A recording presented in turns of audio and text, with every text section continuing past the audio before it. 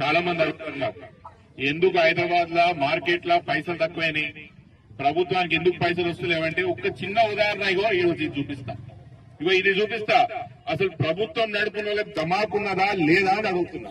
అసలు మీకున్న ధమాకా కోపంలో మీకు ఏమన్నా పెండ నడుస్తున్నదా ధమాకా అని అడుగుతున్నా. మీ దగ్గర 200 కోట్ల రూపాయలు నెలకొస్తున్న మార్కెట్ ని బంద్ చేస్తాడు ఎవరైనా గుర్తున్న గాడిదిగాడు ఎవరైనా బంద్ చేస్తాడు అంటున్నా నేను. ఎందుకు ప్రభుత్వంగా డబ్బులు వస్తలేవంటే ఇందుకే డబ్బులు వస్తలేవు. ఇట్లాంటి పనులు చేస్తారు కాబట్టి ప్రభుత్వం కాడ పైసలు వెళ్తలేవు.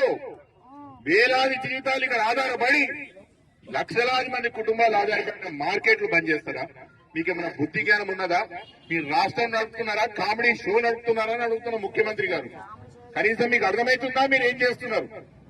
మీరు జియాగూడ మార్కెట్ బంద్ అయితే హైదరాబాద్ లో మీకు గోష్ ఎడికెళ్ళేవాలి, గవే కల్తీ గోష్ అమ్మాలనా? గవే కల్తీ గోష్ అమ్మాలనా? వారాలు నెలల తరబడి గోష్ అమ్మాలనా అని అడుగుతున్నా నేను.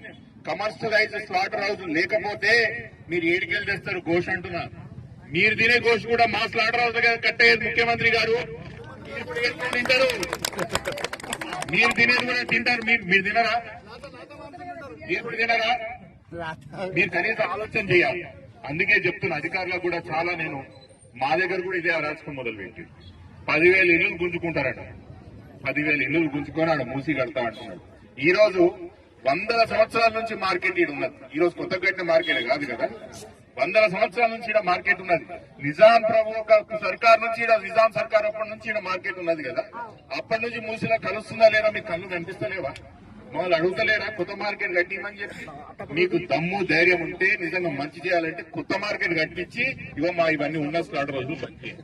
కానీ అది చేత కాదు. కానీ ఉన్నోళ్ళుగా పనికి రాకుండా వచ్చి ఇవన్నీ కూడా ఆపి కూర్చున్నారంట. ఇవన్నీ ఆపి కూర్చున్నారు.